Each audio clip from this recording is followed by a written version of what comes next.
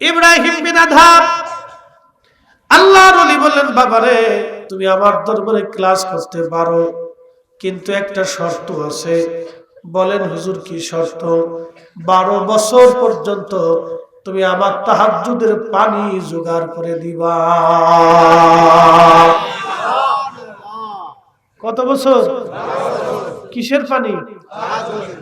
যে তাহাজ্জুদের পানি ওঠায় সে বুঝি তাহাজ্জুদ ছাড়া থাকে? হ্যাঁ, 12 বছর। 12 বছর ধরে তুমি তাহাজ্জুদের পানি জোগাড় করবা। ইব্রাহিম বিন আদহাম রাজি হয়ে গেলেন। 12 বছর ধরে কুয়ার ভিতর থেকে পানি এনে এনে গরম করে দিতেন তাহাজ্জুদের পানি। ওই পানি দিয়ে হুজুর ওযু করতেন, একসাথে তাহাজ্জুদ পড়লেন, ফজর পড়লেন। এইভাবে 12 বছর ক্লাস হয়ে যাওয়ার পরে 12 বছরের শেষ রাত, যেমন কালকে আগামী রাতটা হবে শাবানের শেষ রাত হতে পারে, ঠিক কিনা? আগামী রাতটা শাবানের শেষ রাত। তো 12 বছর ধরে আগামীকাল শেষ। এ সময় পীর মুর্শিদ ধরে পরীক্ষা করার জন্য দেখি 12 বছর তার ক্লাস কেমন হলো। পরীক্ষা লাগবে না? পরীক্ষা আছে না? মাদ্রাসা স্কুলে পরীক্ষা আছে না? নি বছরে কয়বার? না বছর ফাইনাল না তো একবার, কিন্তু আনুষঙ্গিক আর তো কিছু কিছু পরীক্ষা আছে, আছে না? আমরা পীর মুর্শিদের কাছে যে ভর্তি হইলাম তাসাউফের ক্লাসে, এখানে পরীক্ষা আছে না?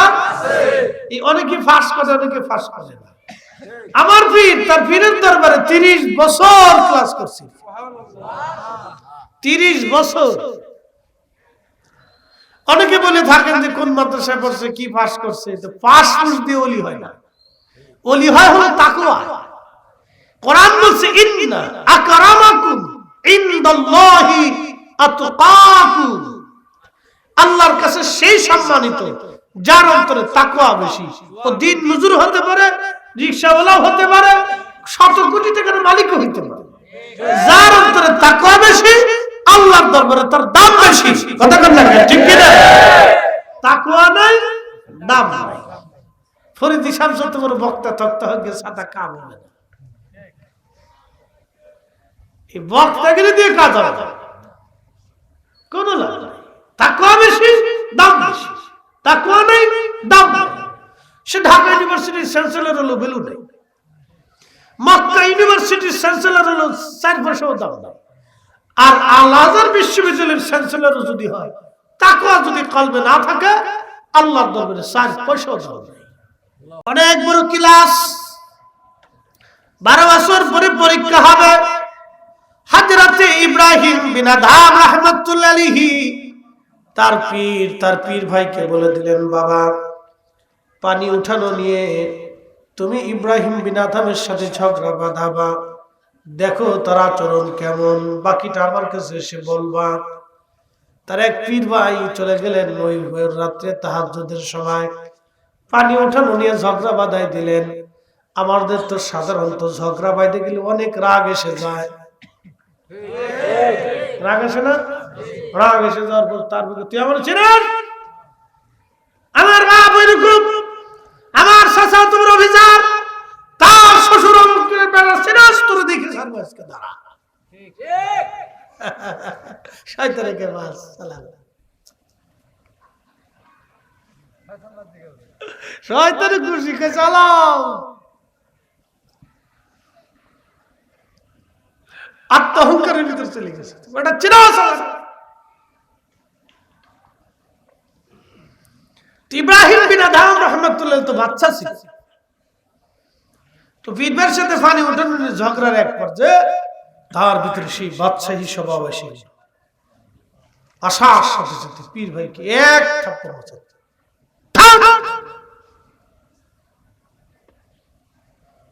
বেটা তুই আমার চিরাজ। শেষ। 12 বছর কথা কর না কে? 12 বছর 12 বছর। এই যে আমার পীর কি শিক্ষা দিছে বাবা দরবারে, কথা কর না কে? জোরে বলেন। আমি আমি ফরিদি সাহেব বিরাট বক্তা দিয়ে আপনাকে ধাক্কা দিতে পারবো? সুযোগ আছে? এই তো বুঝে যাবেন। এই জন্য ওইখানে গেলে আপনার বিজনেস এটা, আমারটা ওইটা। আমরা যাই দেখবে দরবার শরীফের ভিতরে এই শত শত আলেম, ছোট আলেমের বিজনেস এটা, ফরিদি হিসেবে চলছে। ওনার জন্য যে বাসন, মাটির বাসনের খাবার, আমার জন্য এই বাসনেরই খাবার। এখন আপনি যদি ভাবতে পারেন সারা দেশে কোটি কোটি ফলোয়ার্স আমার,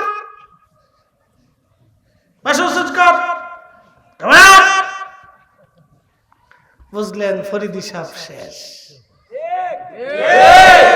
একটা শেষ হয়ে গেছে না? কথা কর নাকি? একটা শেষ হয়ে গেছে না? শিরিক কয়ে দিয়ে শেষ হয়ে গেছে, শেষ।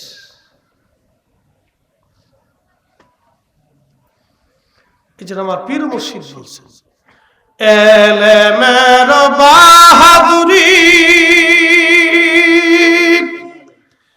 ধনের গৌরব দাও সারি, এলেমের বাহাদুরি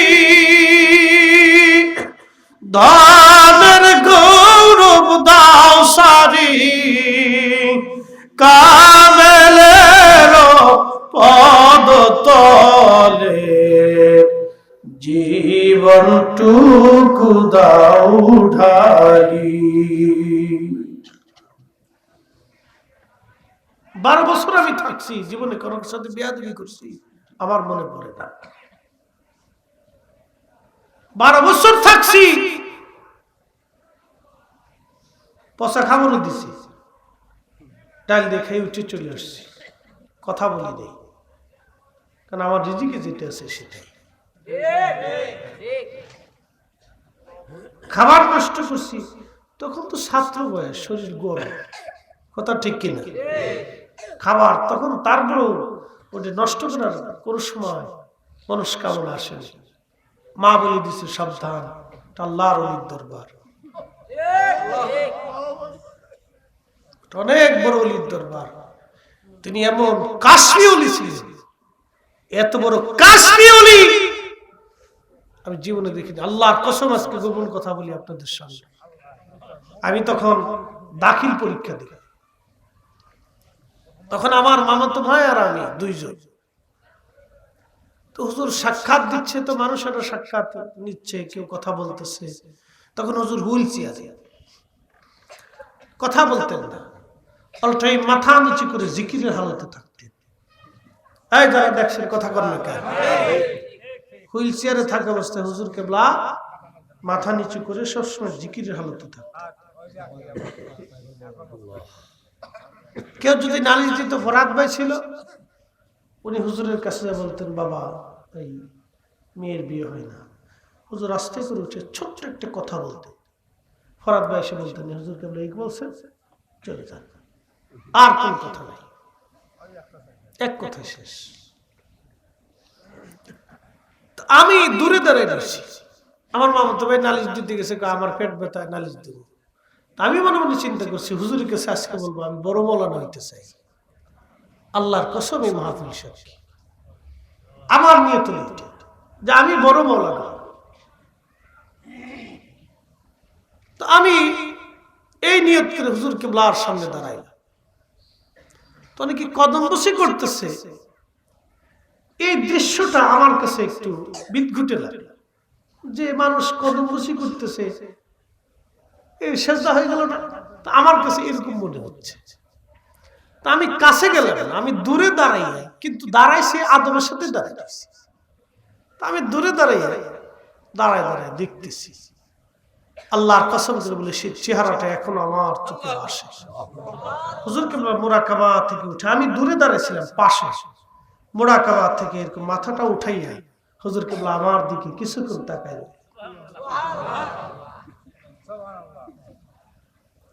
কারোর সাথে তাকান না, কিন্তু আমার দিকে কিছুক্ষণ হুজুর কিবলা তাকাইল, এভাবে তাকাইয়া আবার মুরাকাবায় চলে গেলেন। আমার সেই দৃশ্যটা এখনো প্রতিনিয়ত ভাসে, সেই নুরানি চেহারাটা। আমার দিকে তাকানোর পর আমি আজকে বুঝি, আল্লাহ, আমি আজকে বুঝি যে আমার মতো একটা নাসিজ নাফরমান কোটি মানুষের কাছে আমার এই ওয়াজগুলি পৌঁছে যাবে আজকে বুঝতেছি। আমি সেই দিনের সেই দৃশ্যগুলি এখন মনে থাকে, এখন সেই নূরের চেহারা ভেসে আসে। কারোর সাথে দেখা দেন না, চুপচাপ বসে থাকেন এইভাবে, কিন্তু আমার দিকে তাকায় দীর্ঘক্ষণ এইভাবে তাকায়। আজকে বুঝি যে আমার মতো একজন নাসিজ নাফরমানের ওয়াজ কোটি মানুষের হৃদয়ের ভিতরে চলে গেল। কি কারণে? দোয়া তো লাগে, কি কথা বলেন না কেন? আমার আছে কি নেই, এলেম নাই, কালাম কিচ্ছু নেই। আমি সেই দিনের দৃশ্যগুলি আজকে বুঝলাম কেন আমাকে আল্লাহ পর্যন্ত নিয়ে আসছে। অথচ এমনও দিন আমার কাছে দুই বেলা খাওয়ার পয়সা ছিল না আমার কাছে। আজকে আমি $1.5 কোটি গাড়িতে চলি। আল্লাহ আমার দিচ্ছে $1.5 কোটি গাড়ি। আমার একটা গাড়ির দাম $1.5 কোটি ছিল। তোর আব্বার সাথে তোর হুজুরের কথা ছিল, তোকে মাদ্রাসায় দিবি, তার এই দপ্তরে খেদমত করতে হবে, হুজুরের কথা ছিল। তোর আব্বার সাথে তোর আব্বার ওয়াদা ছিল, তো ওখানে চলে যাবে। ওখান থেকে কোনো দিকে ডাইভার্ট করবি না। এটা হলো আমার জীবনের সংক্ষিপ্ত কথা। এটা হলো গোপন, আজ পর্যন্ত কোনোদিন আমি কইনি কারো কাছে। শুধু তাজকিয়াতুন নফসের কথা উঠাতে আজকে আপনাদের সামনে উপস্থাপন করলাম। মুহতারাম উপস্থিতি, ইব্রাহিম বিন আদহাম রাহমাতুল্লাহ আলাইহির 12 বছর শেষ হয়ে গেল এক ধমকে। কত বছর? কথা না, কত বছর? শয়তানের শেষ হয়েছিল কত বছর? না না, আজাজিল 9 লক্ষ বছর, 7 লক্ষ বছর, 6 লক্ষ বছর মতান্তর ইবাদত করছে না? তো আল্লাহ কি বললেন? উসজুদু লি আদম, তোমরা আদমরে সিজদা দেওয়ার কথা না, সিজদা আদমের দিকে সিজদা দাও। ইমাম মোল্লা আলী কারি আল মাওরিদির মধ্যে লেখেন মাসজুদ ছিল আল্লাহ, সিজদার মালিক আল্লাহ, তাজিম ছিল আমার নবী, আর আদম ছিলেন কিবলা। একসাথে বলবেন না মারহাবা? সব সিজদা দিয়েছে ইল্লা ইবলিস। ইবলিস দেয় না। ইবলিস কি করলো? অহংকার করলো, তাকাব্বুরি করলো। কেন দিলি না? কুরবানি মাটি দিয়ে, আমরা আগুন দিয়ে, ওর চেয়ে আমি দামি। শেষ। কি হয়েছে? জোরে বলে, আরো জোরে, আরো জোরে। শেষ। কি হয়েছে? শেষ। তাকাব্বুরি করলি শেষ, এটা করলি শেষ, যে করছে সে শেষ। তবে কেউ যদি তওবা করে আল্লাহ মাফ করে দেয়। কথা ঠিক কি না? কেউ যদি তওবা করে আল্লাহ কি করে? মাফ করে দেয়। প্রিয় উপস্থিতি, ইব্রাহিম বিন আদহাম 12 বছর পরে ফজরের নামাজ, তাহাজ্জুদের পানি দিলেন হুজুরকে। ফজরের নামাজ পড়ে বললেন, হুজুর 12টা বছর ধরে আমি আপনার তাহাজ্জুদের পানি জোগাইলাম। আল্লাহর ওলি গো, আপনার খেদমতে আমি আসছি। 12টা বছর ধরে আপনার দরবারে আমি আসি। আমার কি বিদায় হয়েছে কিনা? 12 বছরের ক্লাস আমার শেষ হয়েছে কিনা? আল্লাহর ওলি ডাক দিয়ে বলেন, বাবা ইব্রাহিম বিন আদম, 12 বছর আপনি আমার তাহাজ্জুদের পানি জুগাইলেন, কিন্তু তাকাব্বুরি এখনো যায় না। আরো 12 বছর থাকা লাগবে।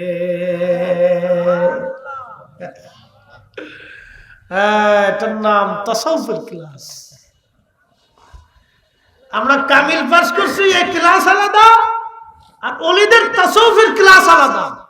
কামিল পাশের ভর্তি একটা, ওলিদের দপ্তরে বায়াতের বিধায় বিষয়টা আলাদা। এই জন্য আমাদের উচিত বায়াত নেওয়ার মতো, হওয়ার মতো বায়াত হওয়া। কথা কন না, ঠিক কিনা? ক্লাস আমাদের কি করতে হবে, খুব দামি ক্লাস। যে করতে পারছে সে মানুষ হয়ে গেছে। প্রিয় উপস্থিতি, খুবই মনোযোগ দেন। হযরত ইব্রাহিম বিন আদহাম রাহমাতুল্লাহি আলাইহি, ইব্রাহিম বিন আদহাম রাহমাতুল্লাহি আলাইহি 12 বছর আল্লাহু আকবার, আরো 12 বছর তাহাজ্জুদের পানি যোগাইলেন। কত বছর গেল? 24 বছর ধরে তাহাজ্জুদের পানি হুজুরটা, যিনি 24 বছর ধরে একটানা তাহাজ্জুদ পড়ে সে অবশ্যই আল্লাহর দরবারে একজন মঞ্জুরিত মকবুলকৃত বান্দা। কথা কোন ঠিক কি না? পছন্দের বান্দা। তাহাজ্জুদের অর্থটা কিন্তু সাইট্রিখানি কথা না। ওরে বাপ, সারা বাংলাদেশে লক্ষ লক্ষ মানুষের ভিতরে কয়জন পড়ে নিয়মিত? হ্যাঁ, কয়জনের নসিব আছে? প্রিয় উপস্থিতি, তাহাজ্জুদের অর্থটা অত্যন্ত দামি সময়। আরো 12 বছর ইব্রাহিম বিন আদহাম রাহমাতুল্লাহি আলাইহি 12 বছর তাহাজ্জুদের ক্লাস করলেন। 12 বছর শেষ হয়ে যাওয়ার পরে ইব্রাহিম বিন আদহামকে আবার পরীক্ষা করানোর জন্য তার মুর্শিদ আরেকজন পীর ভাইকে পাঠাইলেন, যাও আজকে তারে পরীক্ষা করো, দেখো তার ক্লাস কেমন হয়েছে। পানি উঠানো নিয়ে আবার আজকে ঝগড়া বাঁধানো হলো। আজকে ঝগড়া ইব্রাহিম কথা বলে না, কিন্তু তার পীর ভাই ইব্রাহিমের মুখের মধ্যে আজকে থাপ্পড় মারছে। দেখি থাপ্পড় দেওয়ার পরে মাথা গরম হয় কিনা। থাপ্পড় দেওয়ার পরে ইব্রাহিম বিন আদহাম তার হাতটা ধরে বলতেছে, ভাই যা মনে কষ্ট দিয়ে ফেলছি, আল্লাহর রাস্তায় মাফ করে দেন। আমাদের দরবারে অনেক জাকির ভাই ধাক্কা লাগলে অনেকে কই ভাইজান ভুল হয়ে গেছে। কি কথা কান দেখে আদাব তাসকিয়াতুন নফস, ভুল হয়ে গেছে। প্রিয় উপস্থিতি, খুবই মনোযোগ। হযরত আবু বকর সিদ্দিক ফুরফুরাবি রাহমাতুল্লাহি আলাইহি, ফুরফুরার হুজুর হযরতে শাহ সুফি ফতেহ আলী রসুলেনামা রাহমাতুল্লাহি আলাইহি, তিনার পীর মুর্শিদ শাহ সুফি ফতেহ আলী রসুলেনামা রাহমাতুল্লাহি আলাইহি পালকি দিয়ে চললো। আল্লাহর ওলি ফুরফুরাবি রাহমাতুল্লাহি আলাইহি কখনো পীর মুর্শিদের সামনে পালকি দিয়ে চলতেন না। তিনার জুতা বুকে করে কোলে করে হাঁটতেন, পীর মুর্শিদের জুতা বুকের মধ্যে নিয়ে হাঁটতেন। বন্ধুগণ, বিশ্ববিখ্যাত আলেম ছিলেন হযরত আল্লামা রুহুল আমিন বসিরহাটি রাহমাতুল্লাহি আলাইহি। উনি এত বড় আলেম, এই বাংলার জমিনে কোনো মা আর জন্ম দিতে হয়তো পারবে না। আল্লামা রুহুল আমিন বসিরহাটি রাহমাতুল্লাহি আলাইহি যখন আবু বকর সিদ্দিক ফুরফুরাবি রাহমাতুল্লাহি আলাইহি মুজাদ্দিদে জামান যখন ওয়াজ করতেন, আল্লামা রুহুল আমিন বসিরহাটি রাহমাতুল্লাহি আলাইহি তার জুতা জোড়া নিয়ে বুকের মধ্যে নিয়ে দাঁড়ায় থাকতেন। লোকেরা বলতো, আপনি এত বড় আলেম হয়ে আপনার পীর মুর্শিদের জুতা কেন বুকে নিয়ে দাঁড়ান? রুহুল আমিন বসিরহাটি বলতেন, তোমরা জানো না আমি রুহুল আমিন বসিরহাটি হয়েছি যার বদৌলতে তিনি আবু বকর সিদ্দিক ফুরফুরাবি রাহমাতুল্লাহি আলাইহি, আমি আল্লাহর ওলির বদৌলতে বসিরহাটি হয়েছি। একবার জোরে বলা যাবে কি মারহাবা? বগুড়া জায়গার নাম কি? বগুড়া শেরপুর, ওখানে একটা মাদ্রাসা আছে, আপনারা চিনবেন না, আমি গিয়েছিলাম। হযরতে মুজাদ্দিদ জামানের নামে একটা মাদ্রাসা আছে। ওই মাদ্রাসাতে প্রত্যেক বছর মাহফিলে রুহুল আমিন বসিরহাটি রাহমাতুল্লাহি আলাইহি আসতেন। ওখানে একজন আল্লাহর ওলি ঘুমিয়ে আছেন, তিনি ওই বগুড়ার কুফফারদের সাথে জিহাদের ময়দানে শহীদ হয়েছে। একসাথে বলবেন আল্লাহু আকবার। তিনি যুবক ছিলেন, ওলি যুবক ছিলেন, ওই অবস্থায় জিহাদের ময়দানে শহীদ হয়েছেন। তার মাজার শরীফে এখনো আছে।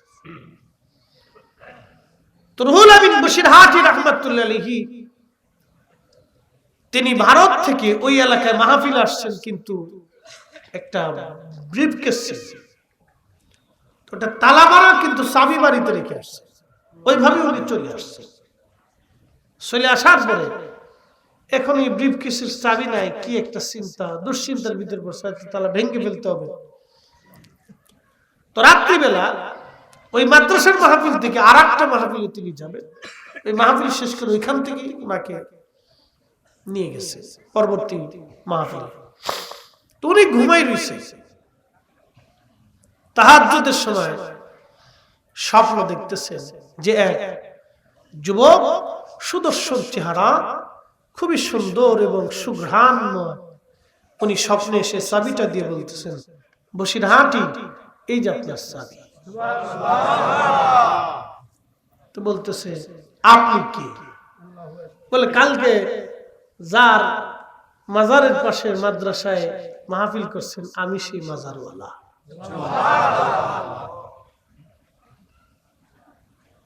একসাথে বলবেন আল্লাহু আকবার। বসিরহাটি রহমতুল্লাহ ঘুম ভেঙে যাওয়ার পরে দেখে ঠিক ওনার বিছানার পাশে সেই চাবি।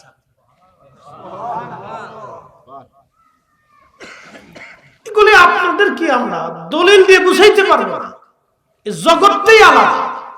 কি কথা কন না, জগৎটা আলাদা, এটা দলিল দিয়ে বোঝানো যায় না।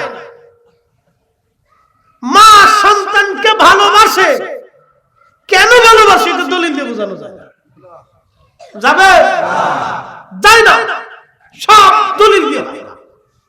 ওলিদের তাসাউফের বিষয়টা এটা আপনাকে দলিল দিয়ে বুঝাইতে পারবো না,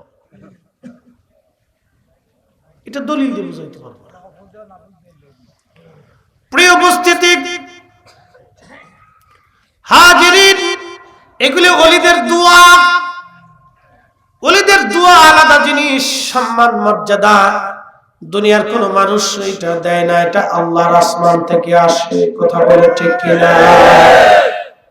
ইজ্জত আর সম্মান মর্যাদা আল্লাহর আসমান থেকে এটা আসে, আমি দলিল দিয়ে বুঝাইতে পারবো না। হযরত ইব্রাহিম বিন আদহাম আজকে হাতটা ধরে বলতেছে, ভাইজান মাফ করে দিয়েন, আমি আপনার অন্তরে ব্যথা দিয়ে ফেলছি, কষ্ট দিয়ে ফেলছি।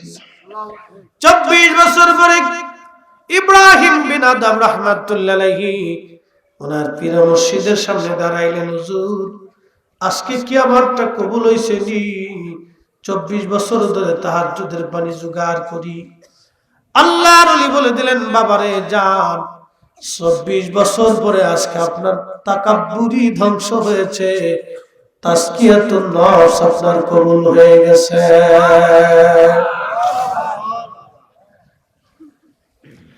প্রিয় বন্ধুগণ আমার, 24 বছর ধরে পরিশ্রম করে আপন মুর্শিদের কাছ থেকে তিনি ইজাজত নিলেন, আল্লাহর ওলির দরবারে তাসকিয়াতুন নফস হলো ওনার। আমরা 12 বছর 22 বছর পড়াশোনা করে দুনিয়ার একটা কামিল পাশের সার্টিফিকেট পাইলাম, কিন্তু আল্লাহ পাওয়ার সার্টিফিকেট পাই নাই। কথা কন না কেন? 12 বছর ধরে পরিশ্রম করলাম দুনিয়ার একটা সার্টিফিকেটের জন্য, তারপরও চাকরি হবে কিনা কোনো গ্যারান্টি নাই। বাংলাদেশে মামু ছাড়া চাকরি হয় না, তারপরও চাকরি হবে কিনা কোনো গ্যারান্টি নাই। কিন্তু এই 22 বছর যদি আল্লাহ পাওয়ার জন্য চেষ্টা করতাম, তাহলে দুনিয়ার চাকরির দরকার হতো না, আল্লাহ প্রদত্ত চাকরি দুনিয়াতে আমরা পেয়ে যাইতাম। 22 বছর যদি আল্লাহ পাওয়ার জন্য পরিশ্রম করতাম তাহলে আল্লাহ পাইতাম। কিন্তু সারাটা জীবনের অধিক সময় শুধু দুনিয়া পাওয়ার জন্য ব্যস্ত হয়েছি। কথা কথা সারা জীবনের অধিক সময় শুধু দুনিয়া পাওয়ার জন্য ব্যস্ত হয়েছি। প্রিয় উপস্থিতি, খুব মনোযোগ দিয়ে প্রিয় হাজিরিন, দুনিয়া পাওয়ার জন্য ব্যস্ত হলাম, আখিরাত পাওয়ার জন্য ব্যস্ত হলাম না। এই জন্য ভাইজান, তাসকিয়াতুন নফসের প্রথম সবকের নাম হলো তাকাব্বুরি রাখা যাবে না। ঠিক কি না? তাকাব্বুরি রাখা যাবে না, এটাকে ধ্বংস করতে হবে, শেষ করে দিতে হবে। সেই আত্মাটাকে আল্লাহ বলেন, ইয়া আইয়াতুহান নাফসুল মুতমাইন্না, তুমি আসো, ইরজিই ইলা রাব্বিকি রাদিয়াতাম মারদিয়া, আমি তোমার উপরে খুশি আছি, তুমি চলে আসো। আর একটু জোরে বলবেন আল্লাহু আকবার। আমি আল্লাহ তোমার উপরে খুশি, তুমি এবার চলে আসো, আমি আল্লাহ খুশি, আমি আল্লাহ তোমার উপরে খুশি, তুমি এবার আসো।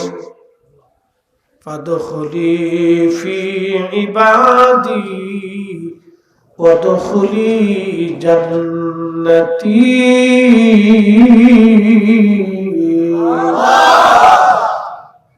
নফসে মুতমাইন্না হতে হলে আপনাকে গীবত ছাড়া লাগবে, তহমত ছাড়া লাগবে, শিকায়ত ছাড়তে হবে,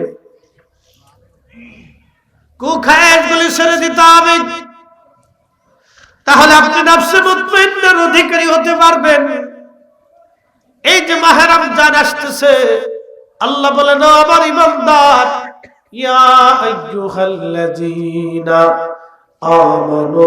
আমানুত্তাকুল্লাহ আমানু কুতিবা আলাইকুমুস সিয়াম কামা কুতিবা আলাল্লাযীনা মিন ক্বাবলিকুম লাআল্লাকুম তাত্তাকুন। এই যে রমজান আসতেছে, রমজান কেন আল্লাহ পাক দিলেন, কেন আল্লাহ মাহে রমজান আমাদেরকে দিলেন? আল্লাহ বলে লাআল্লাকুম তাত্তাকুন, তুমি যাতে মুত্তাকি হও সেই জন্য মাহে রমজান তোমারে দিছি। তুমি যাতে মুত্তাকি হও, তাকওয়াবান হও, সেজন্য মাহে রমজান আমি তোমারে দিলাম। এমনিতে মাহে রমজান দিনে মুত্তাকি যাতে হতে পারো সেই জন্য মাহে রমজান দিলাম। সন্ধ্যা থেকে সকাল, সকাল থেকে সন্ধ্যা পর্যন্ত, সুবে সাদিক থেকে ইফতারের সময় পর্যন্ত আল্লাহর বান্দা না খেয়ে থাকে, ক্ষুধার্ত থাকে, পিপাসা, খাওয়া দাওয়া এবং কাম, এইগুলি থেকে বান্দা যখন নিজেকে নিরাপদ রাখে, এটার নাম রোজা। সাথে সাথে আরো একটা রোজা আছে, এই রোজা হলো নফসের রোজা। এটা আবার কেমন? গীবত করা যাবে না, শিকায়ত করা যাবে না, গালিগালাজ করা যাবে না, মিথ্যা বলা যাবে না, মানুষ ঠকানো যাবে না, যদিও এটা কখনোই জায়েজ নাই। কিন্তু মাহে রমজানে যদি আপনি গীবত করেন আর রোজা রাখেন, তাহলে সন্ধ্যা থেকে সকাল পর্যন্ত না খেয়ে থাকবেন। সকাল থেকে সুবে সাদিক থেকে সন্ধ্যা পর্যন্ত শুধু না খেয়ে থাকবেন, আপনার রোজার কামালিয়াত হবে না। রোজা রাখলেন যদি মিথ্যা বলেন, কামালিয়াত হবে না। রোজা রাখছেন যদি আপনি তহমত দেন, সুগলখুরি করে বেলান, তাহলে রোজার কামালিয়াত হবে না। রোজা রাখছেন, কোন নারীর দিকে যদি কোন নজরে তাকান, কামালিয়াত হবে না। রোজা রাখছেন, অন্যায়ভাবে কারো সম্পদের জমি যদি দখল করে নেন, কামালিয়াত হবে না। রোজা রাখছেন, আপনার খাবারের মধ্যে যদি হারাম হয়, তাহলে কামালিয়াত হবে না। কি কথা বল না কেন, ঠিক কিনা? এখন আল্লাহ বলে লাআল্লাকুম তাত্তাকুন, তুমি যদি মুত্তাকি হও সেই জন্যই তোমার আমি মাহে রমজান দিলাম। মাহে রমজান মুত্তাকি যাতে হও সেই জন্য মাহে রমজান দিলাম। আপনি উপস্থিতি খুবই মনোযোগ দিয়ে কথাগুলি শুনবেন, আমাদের বুঝার দরকার, জানার বড় দরকার। হাজিরিন, এই জন্য রমজান আসছে, আপনাকে আমাকে মুত্তাকি হতে হবে। আল্লাহ রাসূল বললেন, ও আমার উম্মত শোনো, মাহে রমজানে কেউ যদি একজন রোজাদারকে ইফতার করা, আল্লাহ পাক তার রোজা হোক বা না হোক, একটা কবুল রোজার সওয়াব আল্লাহ পাক ওই বান্দার আমলনামায় লিখে দেবে। এক পেয়ালা দুধ দিয়ে হলে ইফতার করো। সাহাবী বললেন, হুজুর সামর্থ্য অনেকের নাই। নবী বলেন, একটা খেজুর দিয়ে হলে ইফতার করাও, বলে তাও নাই। আল্লাহ নবী বলেন, তাহলে এক পেয়ালা পানি দিয়ে হলে ইফতার করাও। ও আমার উম্মতেরা, যদি রোজাদারকে তোমরা পেট ভরে খাওয়াও, তাহলে তোমরা শুনে রাখো, আমি নবীজি কিয়ামতের ময়দানে তোমার হাউজে কাউসারের পানি পান করাইয়া তোমার কলিজা ঠান্ডা বানায় দেব। আল্লাহু আকবার। কেন হন নাই? আল্লাহর ইবাদতের জন্য হন নাই। এটা একটা রূহের খোরাক। যে বান্দা অধিক পরিমাণে আল্লাহর ইবাদত করে তার রূহের খোরাকটা এত পরিমাণে বাড়ে যে তার শরীর নষ্ট হয় না, তার শরীরটাকে আল্লাহ উজালা নুরানি বানায় দেয়। এটা অদৃশ্য থেকে আল্লাহর পক্ষ থেকে খাবার আসে, এটা আমি বুঝাইতে পারবো না। অদৃশ্য থেকে আল্লাহর পক্ষ থেকে খাবার আসে। মুহতারাম, মনোযোগ দিয়ে আমরা 40 বছর যদি জীবন হয় তাহলে 8 ঘন্টা করে যদি ঘুমে যায় তাহলে মানুষের জীবনে 24 ঘন্টার 8 ঘন্টা ঘুমে চলে গেছে। 40 বছর 60 বছরের জীবনের শুধু 20 বছর ঘুমে চলে যায়, বাকি থেকে আর 40। কেউ যদি 60 বছর জীবন পায় তো 40 বছর শুধু ঘুমে যায়, 20 বছর ঘুমে চলে যায়। কয় বছর যায়? 20 বছর শুধু ঘুমে চলে যায়, আর বাকি থাকে কয় বছর? 20 বছর, 40 বছর। এই 40 বছরের তার একটা দীর্ঘ সময় চলে যায় সাংসারিক ঝামেলায়, বাজার সদাই, ব্যবসা বাণিজ্য, ছেলে মেয়ে, নাতি নাতপুর, কেউ কাউ ঘেউ গাও, অশান্তি বিশৃঙ্খলা, সমাজ রাষ্ট্র, ইটে সেটে বাদ বাকি জীবন চলে গেছে। বাকি 40 বছরের 16 আনা 15 আনা খালি সাংসারিক দুনিয়ার ঝামেলায় চলে যায়। 1 আনা তাও সে যদি 5 ওয়াক্ত নামাজি হয়, রোজাদার হয়, হকালার মতো চলে, তাহলে বাকি 1 আনা আল্লাহর পথে চলে। বাকি 1 আনা আল্লাহর পথে চলে। এই সামান্য ইবাদত দিয়ে আল্লাহর জান্নাতের আশা কেমনে করবেন বলেন তো? এটা আমাদের জীবন, এই সামান্য জীবন। এই জন্য আল্লাহর কোরআনে আল্লাহ এক আয়াতে ওয়াজ করছে, ইয়া আইয়ুহাল্লাযীনা আমানু লা তুলহিকুম আমওয়ালুকুম ওয়ালা আওলাদুকুম আন যিকরিল্লাহ।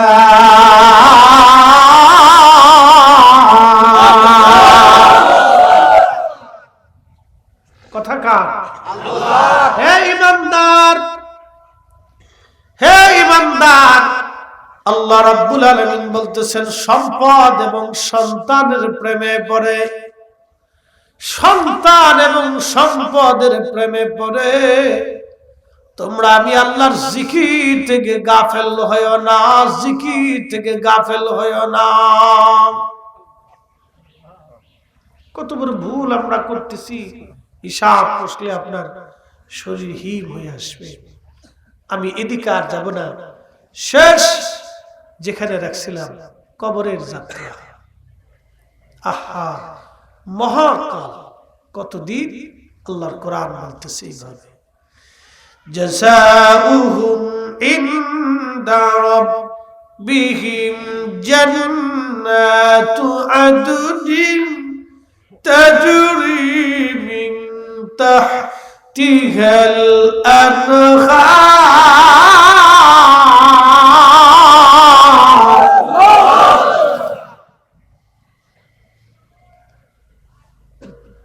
আনহার খালিদিনা ফিহা আবাদা।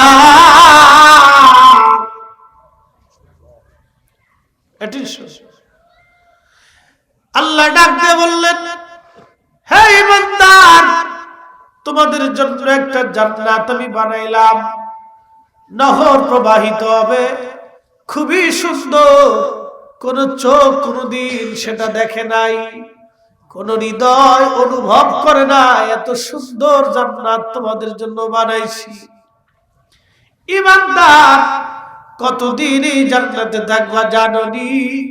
খালিদিনা ফিহা আবাদা, চিরদিন চিরদিন। যেই দিনে শুরু হবে আর কোনদিন শেষ হবে না, যেই দিনের শুরু হবে আর কোনদিন শেষ হবে না, এটার নাম মহাকাল, চিরদিন, যে কালের কোনো শেষ নাই, যে কালের কোনো শেষ হবে না। বুঝতে পারছেন যে জীবনের আর কোনো শেষ নাই। এই জীবনের জন্য আমি কি পাথর সংগ্রহ করেছি, কি নামাজ জোগাড় করেছি, কি রোজা জোগাড় করছি, কি হক হালাল জোগাড় করছি, এতটুকু চিন্তা করলে হয়ে যাবে। এই জীবনের জন্য আমি কি করছি। প্রিয় উপস্থিতি, শুধু এতটুকু চিন্তা আপনাদের মগজে ঢুকাই দিলাম। এই জীবনের জন্য আমরা কি করছি, কি এমন ইবাদত, তাহাজ্জুদ, জিকির ফিকির আমরা জোগাড় করলাম। এই বিরাট জীবনের জন্য আমরা কি করছি, কিচ্ছু করতে পারিনি। এই জন্য আমাদের উচিত কি, নিজেকে আল্লাহর দিকে ঝুঁকিয়ে দেওয়া, তাসকিয়াতুন নফসে নিজের আপন পীর মুর্শিদের সব বাক্যগুলি মেনে নেওয়া। এশার নামাজের পরে কতবার দরুদ শরীফ? জোরে বলতে হবে। এই 500 বার দরুদ যদি আপনি পড়িয়ে কবরে যান, কি লাভ হবে একটু শুনে দিয়ে যাই। আল্লাহ রাসূল বলেছেন, মান সাল্লা ফি ইয়াউমিন আলফা মাররা, যে ব্যক্তি প্রত্যেকদিন 1000 বার দরুদ শরীফ পড়বে, লাম ইয়ামুত, তার মরণ হবে না, হাত্তা ইয়ারা মাকআদাহু মিনাল জান্নাহ, দুনিয়ার জগৎ থেকে সে জান্নাত না দেখা পর্যন্ত মৃত্যু আসবে না। একসাথে বলা যাবে সুবহানাল্লাহ। কত হাজার বার? 1000 বার। 1000 বার দুরূদ শরীফ যে পড়বে, তো অধিক পরিমাণে দুরূদ যারা পড়বে, দুনিয়া থেকে আল্লাহর জান্নাত দেখে তার মৃত্যু হবে। আরেকটু জোরে একসাথে বলেন আল্লাহু আকবার। তাহলে দুরূদ দরকার আছে? পড়বেন, বেশি বেশি পড়বেন। ঘরে ঘরে নবীর মিলাদ, দোয়া, কোরআন খতম দিবেন। হুজুর বেদাত, বেদাতের ফতোয়ার গোষ্ঠী কিলেন, বলে হুজুর কারণ কি, গোষ্ঠী গিলেই তো হবে কি জন্য, এই সমস্ত ফতোয়া মারার টাইম আমরা নাই। বলে কারণটা কি? কারণ বুঝাইতেছি আপনাদেরকে, যে মরহুম কবরে চলে গেছে, তাকে জিজ্ঞাসা করেন কবরের জীবনটা কেমন। বিরাট ভয়াবহ। কেমন ভয়াবহ? আপনাদের এই এলাকার গোরস্থান আছে না? গোরস্থানের বয়স কত?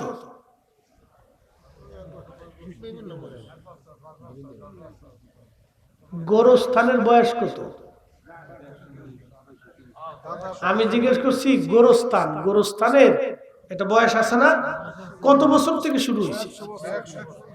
কয়েকশো বছর আছে না এরকম গোরস্থান? 200 বছর আছে, 300 বছর আছে, আছে না এরকম? আছে। তো 200-300 বছর গোরস্থান আছে। 200 বছর আগে যারা কবর দিছিল, তার কবর কোন জায়গায়? অনেকের কবর ঠিক নেই, নিশ্চিহ্ন হয়ে গেছে। তাহলে বাকি 200 বছর পরে আমাদের কবর কোথায় হবে? কথা কর না কেন? ঠিক আছে? তাহলে দুনিয়ার তাকাব্বুরি করে লাভ নাই, ফারাফারি করে লাভ নাই, খুশাখুশি করে লাভ নাই, অন্যের জমি নষ্ট করে লাভ নাই, অন্যের ফসল নষ্ট করে লাভ নাই, মানুষের মনে দুঃখ দিয়েও লাভ নাই। কোনো ফায়দা নেই, কোনো ফায়দা নেই। একবার সহজ ভাষায় আপনাকে বুঝাই, বাকি 200 বছর পরে আমাদের কবর নিশ্চিত, দোয়া করার মতো কবরের পাশে দাঁড়ানোর কেউ থাকবে না। ছেলে নাই, মেয়ে নাই, নাতি নাতকুর কেউ নাই। আপনাকে যদি জিজ্ঞেস করি, দাদু এই আপনার দাদার বাপের নাম কি, আপনি বলছেন দাদার বাপ দিয়ে আমি কি করব? তার নাম দিয়ে তার পরিচয় যাওয়ার তো দরকার নাই। বলে তার কবর কোন জায়গা আছে? গোরস্থানে দিয়েছিল এক জায়গা আছে, গোরস্থানে রাখছিল এক জায়গা আছে। কে? দাদার বাপ। তার মানে দাদার বাপের প্রতি আপনার কোনো ফিলিংস নেই।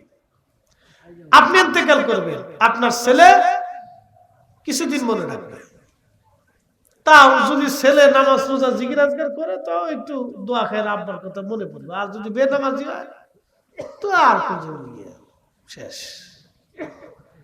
আচ্ছা, নাতি আরে তোর দাদার কবর কোথায়? কই যে আব্বার কবরের পাশে আছে, ওই রাখছে, দোয়া করিস। সময় পাইলে করি। যে একটা গান আছে, সময় পাইলে ভালোবাসি। তো নাতি নাত করে হলো সময় পাইলে দাদার কথা মনে পড়ে, সময় না পেলে আর মনে থাকে না। কি কথা করলাম, বুঝে যা। এরপরে পুঁতি যখন আসবে তখন আপনার কবরের চিহ্ন নাই, প্রয়োজনে ওইটা ভাঙ্গি দিয়ে যদি দুটো গাছ লাগাইতে পারে তাও চেষ্টা করবে। শেষ, পারাপারি করে করে লাভ নাই। যেই সন্তানের জন্য হারাম খাবেন 4 পয়সা দেবেন, যেই সন্তানের জন্য সুদ ঘুষ করে জমি জমা বাড়িগাড়ি করবেন 4 পয়সা দেবেন। যারা এগুলি করে যায় তারা বুকা, বুঝে না ওর আখিরাত নষ্ট, ও বুঝে না বুকা, চরম ধোঁকা নিয়ে দুনিয়ার থেকে সে চলে যাবে। বিরাট বড় ধোঁকা নিবে, ধোঁকা ধোঁকা। করোনা এসে মানুষকে বুঝাই দিয়ে গেছে যে ধোঁকা কি জিনিস। কত বাবা কোটি কোটি টাকার মালিক ছেলে করোনার ডরে বাবার জানাজাতেও গেছে না। এই করোনা এসে বুঝাই দিয়ে গেছে দুনিয়াটা ধোঁকা, মিথ্যা। এটা আপনাকে ধোঁকা দিবে, এটা আপনাকে ধোঁকা দিবে, ধোঁকা।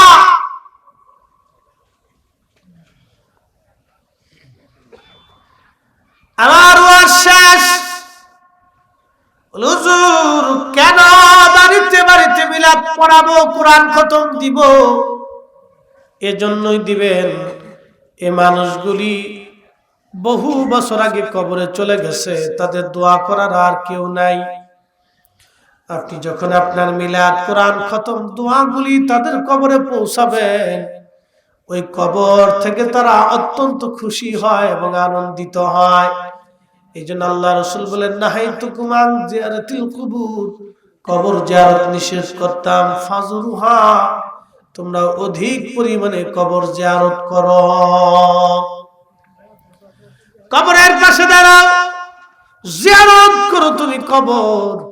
এই জন্য আপনাদেরকে বলে দিয়ে যাই, ও পাথরঘাটাবাসী, আপনারা অধিক পরিমাণে কবর জিয়ারত করবেন এবং মরহুমদের জন্য আপনারা দোয়া করাবেন, যাতে কবর থেকে তারা কিছু দোয়া পেয়ে যায়।